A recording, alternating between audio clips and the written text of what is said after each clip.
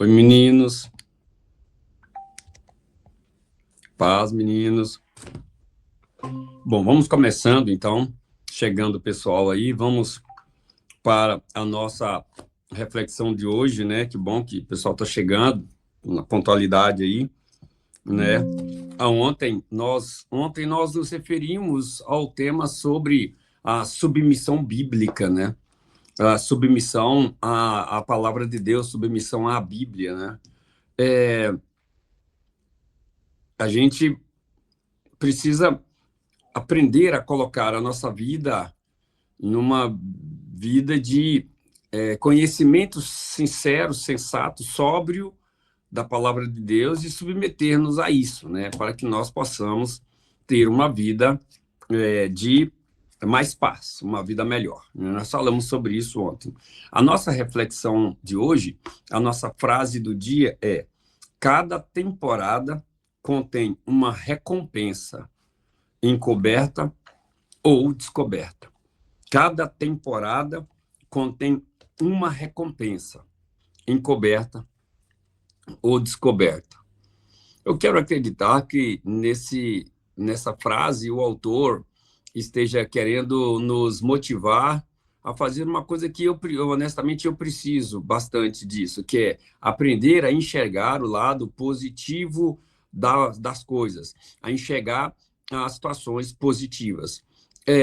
Alguém já disse uma vez que a pessoa que tem uma visão positiva da vida, uma mente positiva, um olhar positivo, ele consegue ver nos piores eventos, nos piores momentos e nas piores circunstâncias, ele consegue ver alguma coisa de boa, alguma coisa de bom, algo importante, algo valioso no pior momento da sua vida, nas piores circunstâncias. Por exemplo, alguém que esteja no hospital, uma doença difícil, uma doença terrível, uma doença terminal, a pessoa que tem os bons olhos positivos, vai enxergar nisso uma coisa boa, vai conseguir encontrar algo de bom e olhar para esse lugar.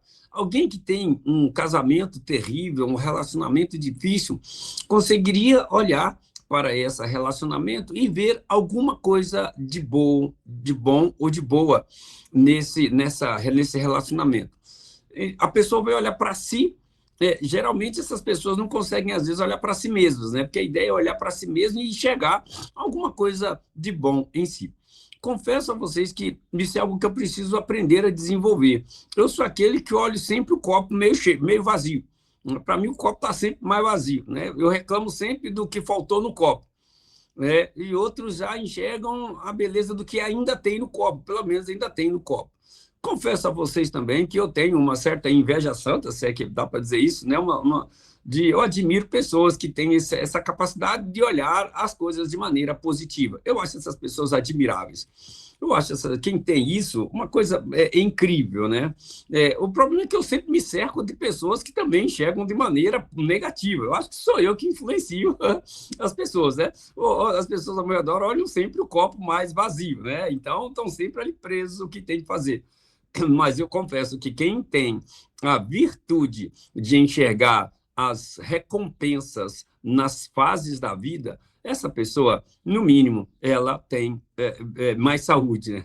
No mínimo, o coração dela acelera menos, no mínimo, ela fica em menos desespero, no mínimo, ela tem menos angústia. E parece que, no final, esse tipo de gente tem mais fé, né? Esse é o tipo de fé que eu oro muito para que o Senhor Deus me dê. Aquela fé de confiar mesmo que está tudo nas mãos de Deus, e de bom ou de ruim, de ótimo, de maravilhoso ou de não tão bom, não? Isso tudo está debaixo do poder de Deus, debaixo da bênção de Deus, debaixo da luz de Deus. Então, mas a gente ainda é controlador demais, né? Você, não sei se você é como eu, né? Você é como eu, é parecido comigo, quer controlar tudo, quer cercar tudo, quer administrar cada grão do arroz, né? Cada grão de areia, né? Quer contar todas as coisas, quer ter tudo no seu controle. Isso geralmente vai dar infarto na gente, vai deixar a gente com a pressão alta e vai deixar a gente com crise de pânico e crise de aflição na vida. Por quê? porque não dá para controlar as coisas, não dá para controlar tudo. E cada vez está menos possível controlar. Você quer um exemplo? Tenta controlar funcionário, tenta contar com seus funcionários aí, que vai chegar todos, vão estar ali no dia. Um ou outro falta. O funcionário é incontrolável, né? Os filhos são difíceis de controlar. Você vai controlar seu filho com celular, com redes sociais, como que você faz, né? Então, cada vez o mundo é mais incontrolável. E para aqueles que querem controlar tudo, o mundo vai lhes trazer cada vez mais sofrimento. Nos relacionamentos também é a mesma coisa. A gente quer controlar o outro, não dá para controlar o outro. Então, eu valorizo demais quem tem esse olhar positivo para a vida. Essas pessoas que conseguem enxergar o copo meio cheio. Me parece que hoje eu penso que isso é uma virtude, né, e que eu preciso aprender e gostaria muito de aprender. Na coisa ruim, parar e ver algo de bom ali. É mais ou menos o Senhor Jesus na cruz. Se a gente olhar para a cruz de Cristo e ele na cruz, ele crucificado, a gente vai falar, meu Deus, que catástrofe, né? Que coisa horrorosa. E o que é pior, vai sofrer, ele foi fustigado, castigado, torturado, né? Zombado, ironizado, né? Cuspiram em Jesus, escarraram na face de Jesus, fizeram coisas horrorosas com o mestre, né? E ele ainda vai ser crucificado e não vai sair dali, né? Vai morrer ali, né? Então a gente vira e fala, meu Deus, que coisa terrível, né? Mas lá em Isaías diz que ele verá o penoso fruto do seu trabalho e ficará satisfeito. Jesus, até em meio à cruz, consegue achar o bom naquela situação. Tanto que ele diz, Pai, perdoa-lhes, eles não sabem o que fazem. Talvez nós devamos aprender com o Mestre, o Senhor Jesus. Os apóstolos, a gente poderia falar assim, mas Cristo é o Senhor, é Deus. Sim, mas os apóstolos, eles eram presos, eram torturados, chicoteados, né, machucados, e quando saíam cantando louvores a Deus. A visão deles é assim, qual que é o ponto alto? Bom, fomos presos pelo menos por causa do nome de Jesus, né? Então, é uma coisa boa, e podemos falar de Jesus na prisão. Então, quer dizer, são pessoas que olham sempre o positivo, né, o copo meio cheio. Então, se eu puder, se nós pudermos refletir hoje e aprender, todos nós podemos aprender hoje que é uma virtude conseguir enxergar o copo meio cheio.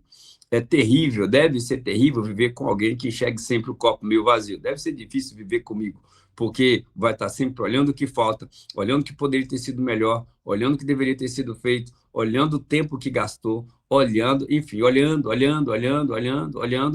e aí não consegue perceber o que foi feito, né? Que nós possamos olhar o que foi feito. Lógico que não dá para ficar olhando sem olhar o que precisa ser feito também, né? O que foi feito muito bem, a gente precisa olhar se não poderia ter sido feito melhor, né? O que foi feito otimamente, tem que olhar se não poderia ter sido feito melhor. Lógico, esse olhar é importante, mas conseguir olhar para a vida com um olhar de o copo meio cheio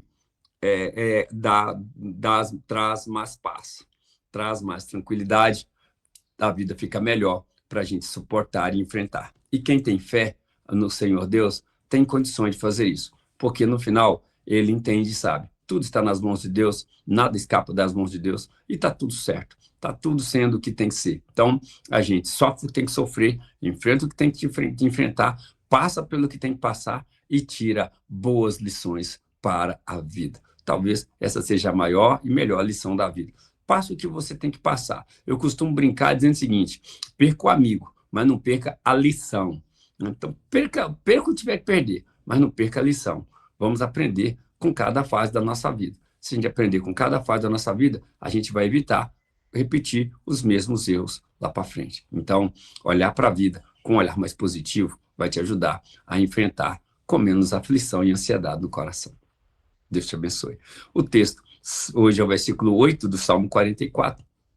E o versículo 8 diz, em Deus nos temos gloriado continuamente. Eu vou pegar só essa parte. Em Deus nos temos gloriado continuamente. Eu quero esticar um pouquinho para dizer, em Deus nos temos reclamado continuamente, em Deus nos temos murmurado continuamente, em Deus nós temos resmungado continuamente, em Deus nós temos reclamado de tudo, de todos continuamente. Não, o texto não diz isso. O texto diz, em Deus nós temos gloriado continuamente. Acho que a gente precisa aprender algumas coisas aqui. Vamos orar. Senhor, meu Deus e meu Pai, que reflexão gostosa, uma reflexão alegre, leve, Senhor.